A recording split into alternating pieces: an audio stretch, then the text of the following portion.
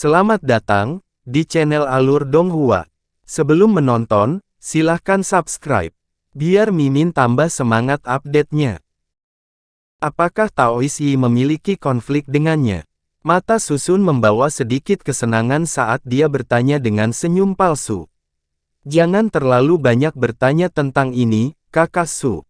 Setelah ini selesai, aku akan membalasmu dengan murah hati, kata Yilia sambil tersenyum. Ini bukan tidak mungkin, tapi apa tingkat kultivasi Li Feiyu? Susun sedikit mengangguk dan bertanya. Ketika dia berpartisipasi dalam pertarungan Suan di kota Qingyang, saya mengasingkan diri dan tidak melihatnya secara pribadi. Saya hanya mendengar dari orang lain bahwa orang ini hanya memiliki sekitar 40 bukaan Suan Apertures, tetapi kekuatan tempurnya tidak buruk, ucap Yilia. Sekitar 40. Bagaimana bisa hanya 40 yang memenuhi syarat untuk berpartisipasi dalam kompetisi bela diri 5 kota? Taois Yi, apakah Anda mencoba menipu saya? Susun berkata dengan ekspresi ragu. Orang ini mungkin memiliki lebih dari 40 lubang Suan, tetapi seharusnya tidak sebanyak itu. Saya pikir alasan mengapa dia dapat berpartisipasi dalam kompetisi bela diri 5 kota adalah karena hubungan pribadinya dengan penguasa kota yang baru. Tampaknya orang ini dibawa kembali oleh penguasa kota yang baru. Yilia menjelaskan, orang yang merebut tahta, Chen Yang. Jadi begitu. Jika itu masalahnya, saya akan membantu Anda.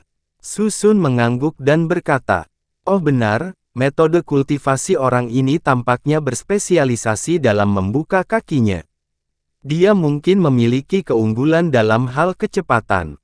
Anda harus berhati-hati, Yilia mengingatkan. Belum lagi dia memiliki lebih dari 40 lubang yang dalam, bahkan jika dia memiliki 10 lubang lebih, masih tidak mungkin baginya untuk menjadi lawanku.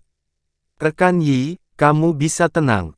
Sekarang, kita hanya perlu mendiskusikan remunerasi. Susun terkekeh saat dia berbicara. 15 menit berlalu dengan cepat dan pertarungan Suan pertama hari itu akhirnya dimulai.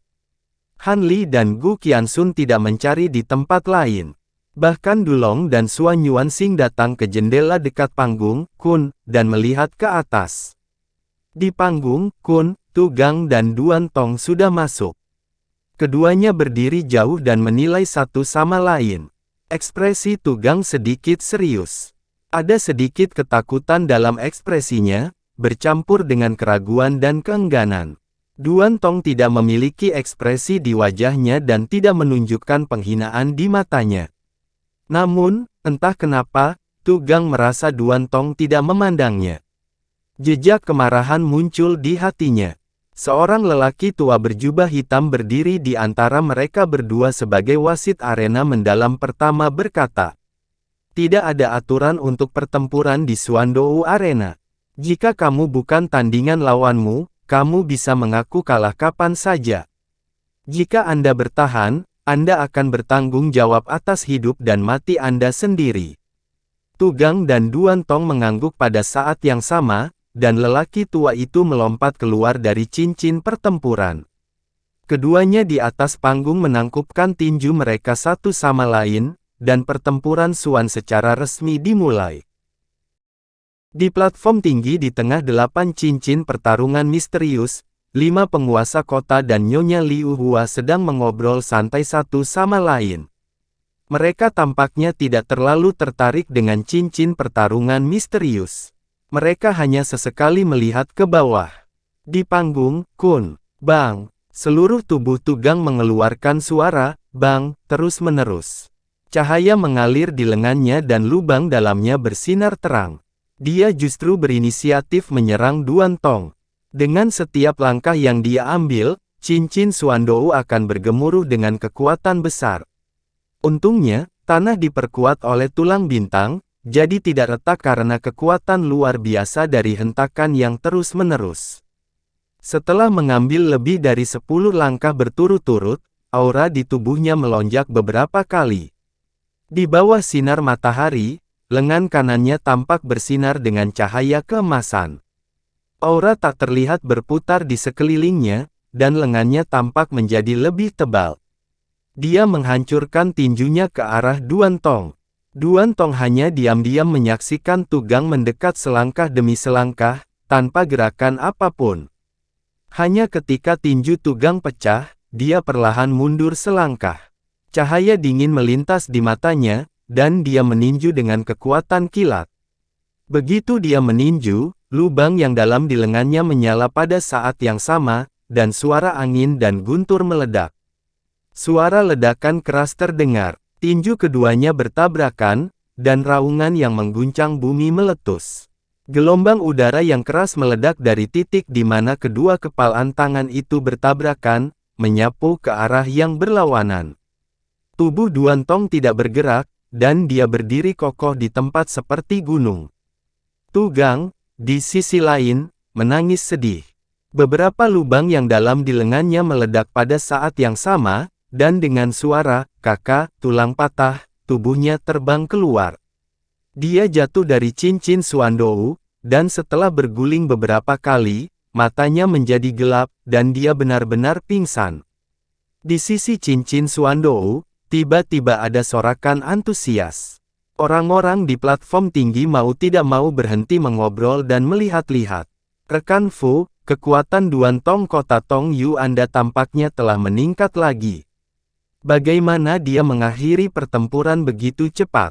Ekai bertanya sambil tersenyum. "Ini hanya peningkatan kecil. Dia masih jauh dari rekan bawahanmu, Ziyuan," kata Fujian. "Dia mengalahkan musuh dengan satu pukulan. Meskipun lawannya tidak cukup kuat, itu masih cukup menakjubkan," kata Qin Yuan sambil tersenyum. Semua orang memuji Duan Tong satu demi satu.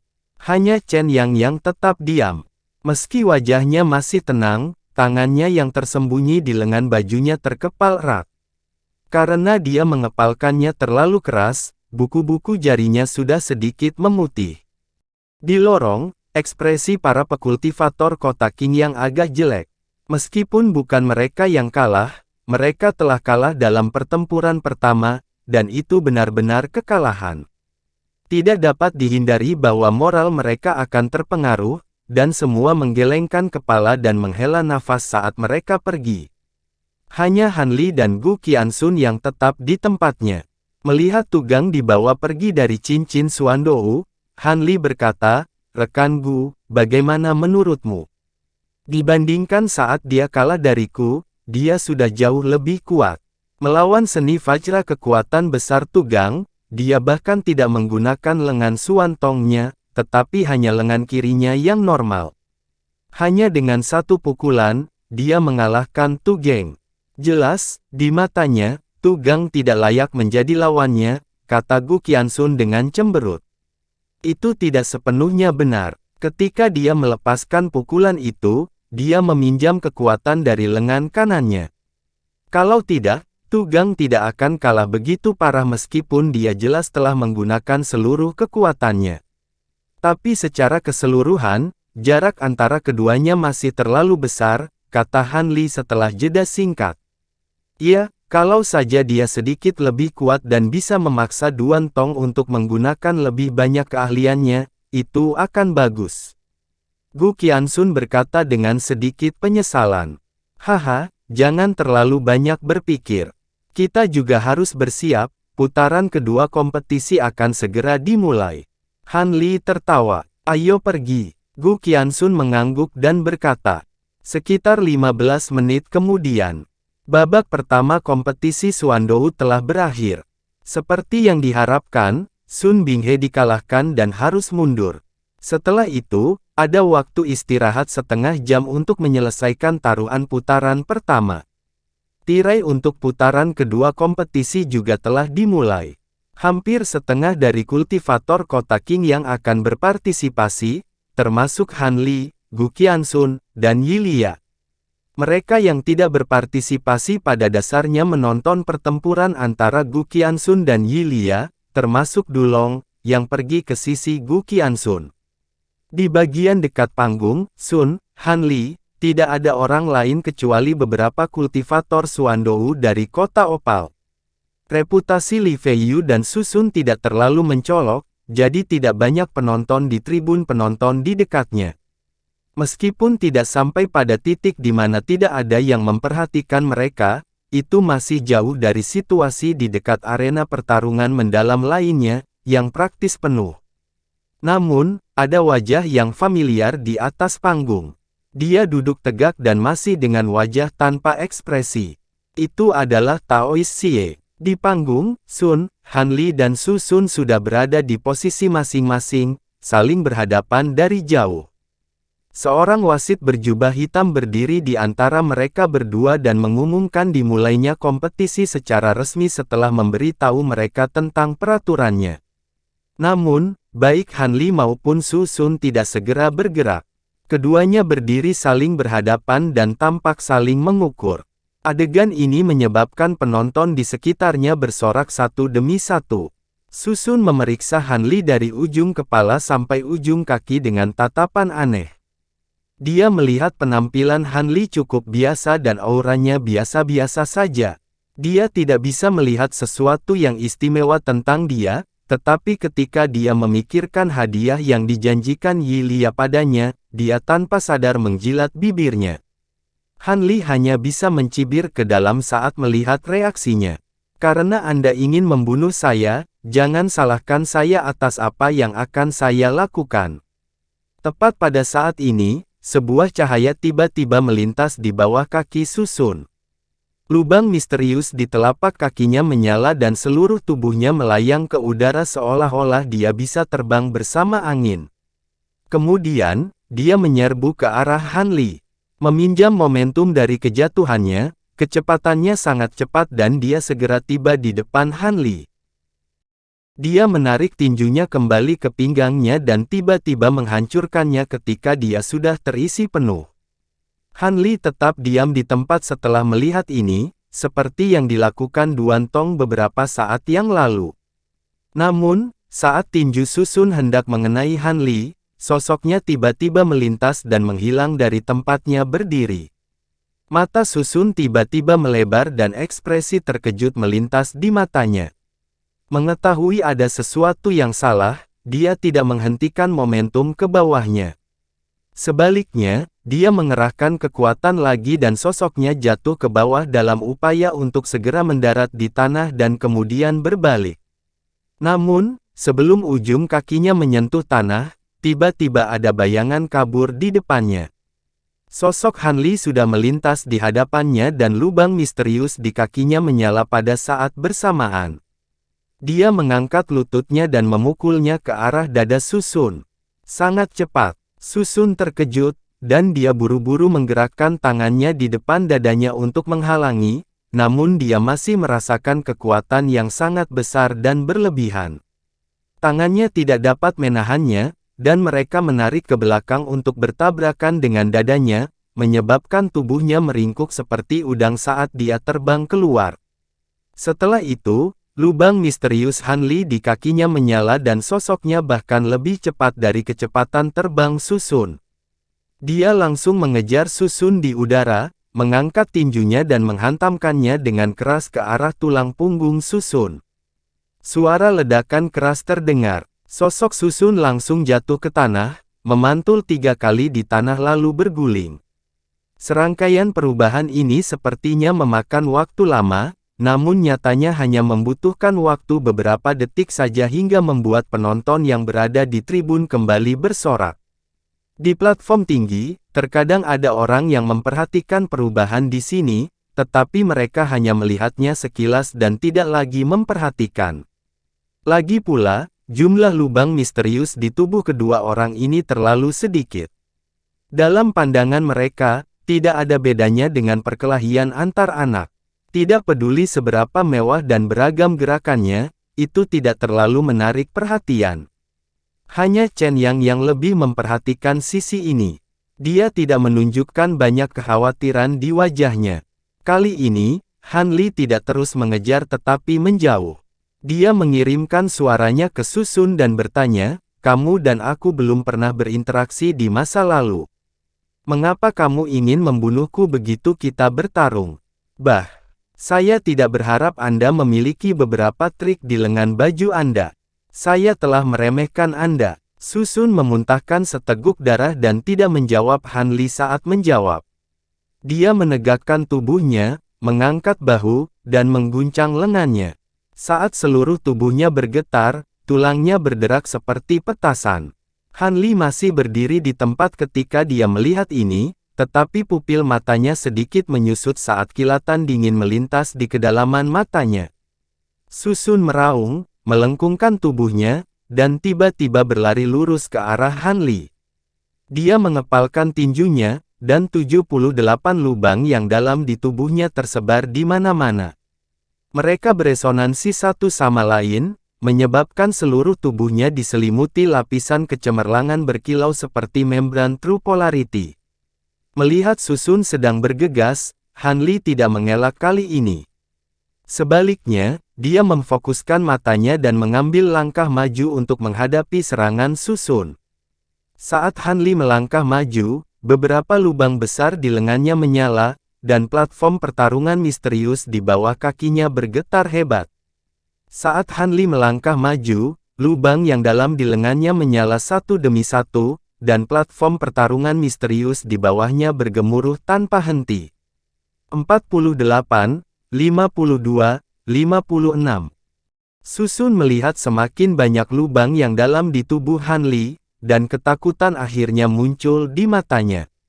Hatinya dipenuhi dengan keraguan, dan dia tidak tahu apakah informasi Yi Lia salah, atau apakah dia sengaja menipunya. Sementara pikirannya gelisah, jarak antara mereka berdua dengan cepat memendek. Han Li meraung, dan 18 lubang khusus di lengannya bersinar terang. Dia telah menggunakan seni kekuatan Vajra Tugang.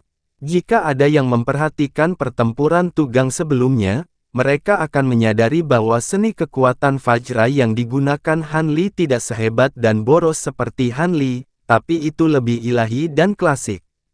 Susun berada dalam posisi yang sulit saat ini, dan dia hanya bisa mengaum dan melontarkan pukulan dengan sekuat tenaga.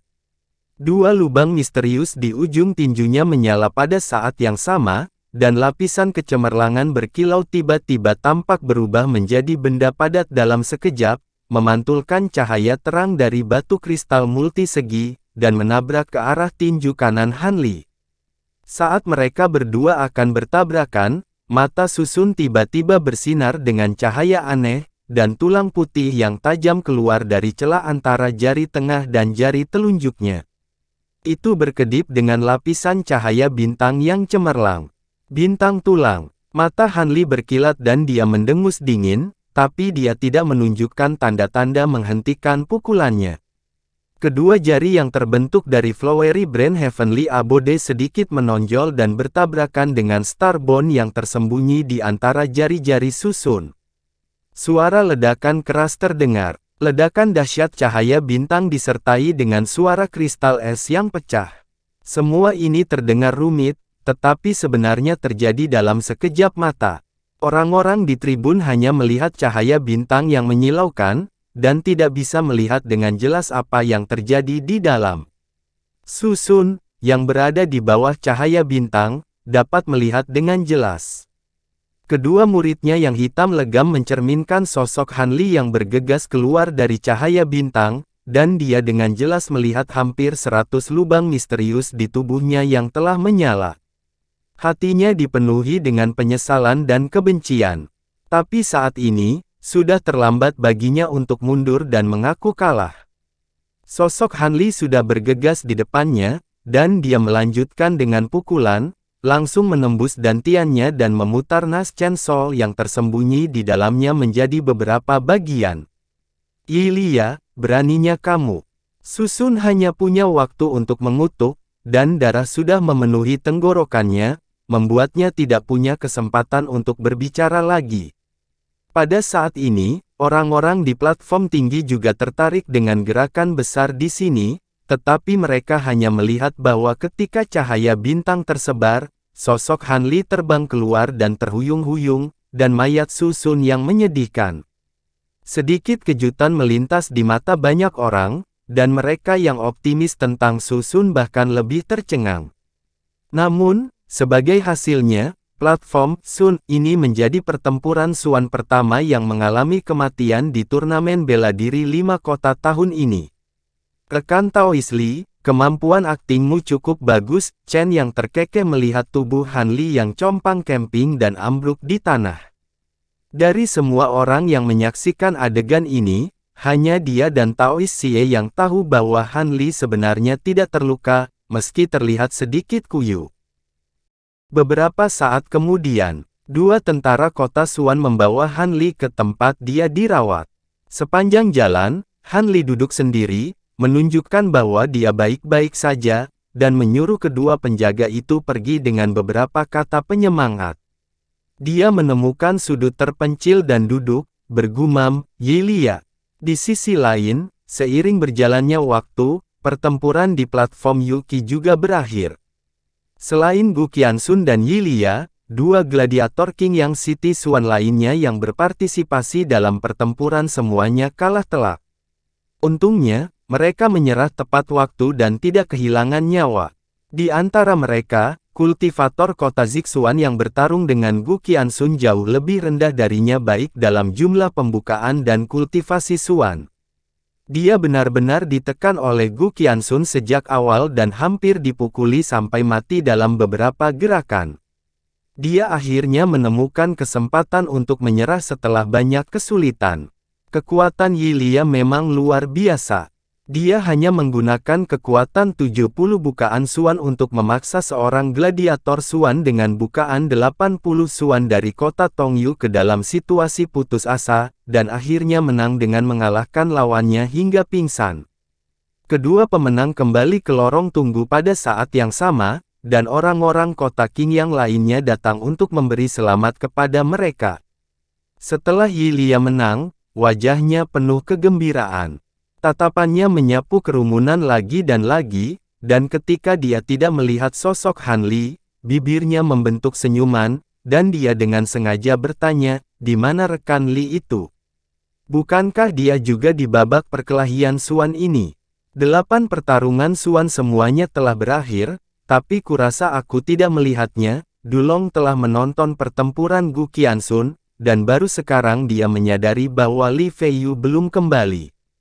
Sepertinya dia kemungkinan besar dikalahkan dan dikirim untuk memulihkan, kata seorang kultivator kota Qingyang.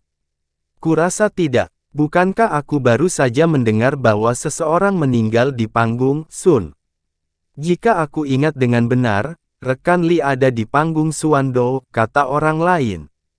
Semakin banyak Yilia mendengarkan, semakin lebar senyum di wajahnya, sementara Gu Qianxun mengerutkan kening.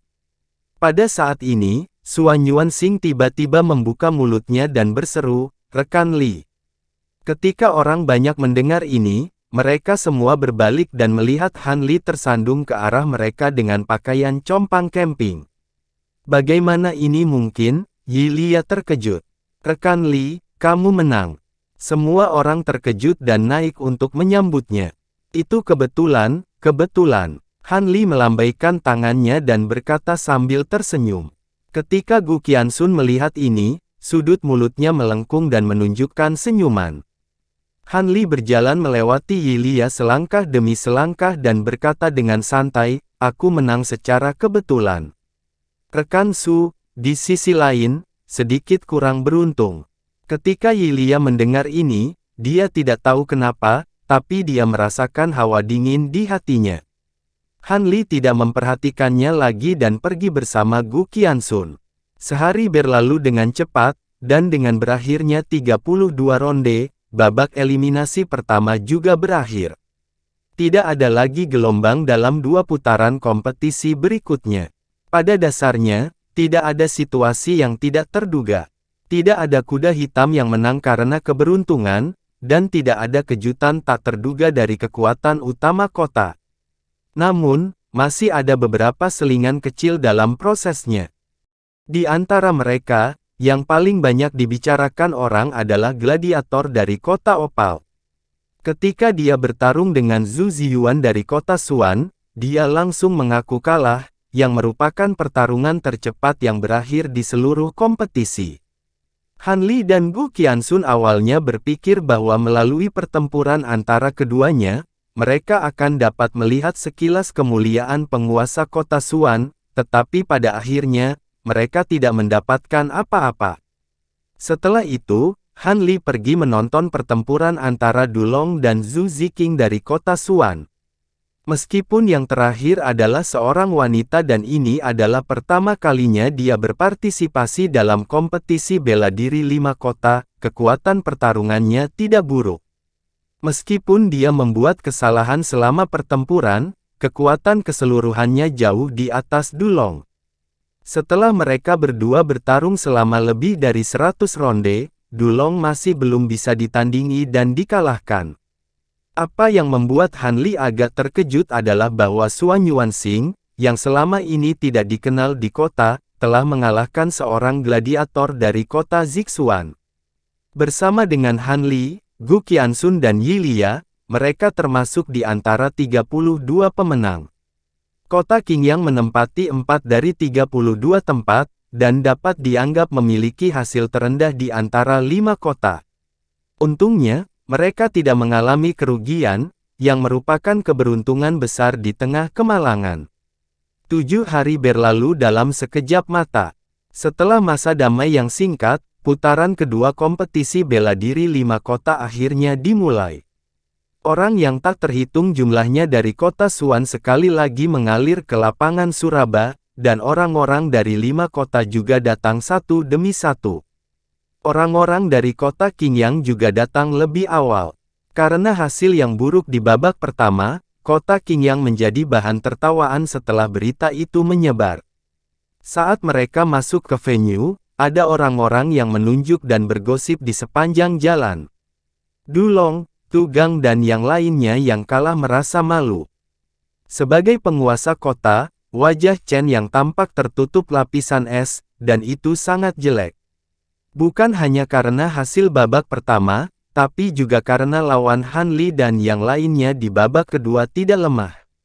Setelah memasuki ruang tunggu, dia membawa kerumunan ke ruang kosong. Dia pertama kali melihat sekeliling kerumunan, dan kemudian perlahan berkata, "Anda tidak perlu terlalu khawatir dengan hasil babak pertama. Ada banyak keberuntungan yang terlibat di dalamnya, dan bukan hal yang buruk untuk melihat kekurangan Anda sendiri. Amati babak berikutnya, ini adalah kesempatan sekali seumur hidup." Saat dia mengatakan itu, tatapannya tertuju pada Gu Qiansun dan dia terus berbicara. "Qiansun, lawanmu hari ini adalah Zhu Ziqing dari kota Xuan. Gadis ini adalah adik perempuan Zhu Ziyuan. Meskipun dia tidak sebaik Zhu Ziyuan, kekuatannya tidak bisa diremehkan. Jangan ceroboh. Terima kasih atas pengingatnya, penguasa kota. Qiansun akan memperhatikan." Gu Qiansun mengangguk. Li Feiyu, Hao Feng adalah seorang ahli di kota Xuanzi yang berada di urutan kedua setelah Feng Wuchen. Dikatakan bahwa dia telah membuka lebih dari 100 titik akupuntur, dan dalam kompetisi bela diri sebelumnya, dia masuk 8 besar. Kamu harus hati-hati. Selama masih ada kehidupan, masih ada harapan. Saya tidak perlu mengatakannya, Anda harus mengerti pepatah itu. Chen yang memandang Han Li dan memperingatkan. Han Li tidak mengatakan apa-apa, dan hanya mengangguk. Adapun Xuan Yuanxing, lawanmu hari ini adalah Wu Chong dari kota Tongyu. Kekuatan orang ini tidak bisa diremehkan, dan dia bisa berada di peringkat 5 besar kota Tongyu. Lakukan yang terbaik. Chen yang memandang Xuan Yuanxing, dan dari kata-katanya, jelas bahwa dia tidak memiliki banyak harapan untuk Xuan Yuanxing. Yakinlah, Tuan Kota, saya pasti akan melakukan yang terbaik, dan tidak akan melemahkan prestise kota Qingyang.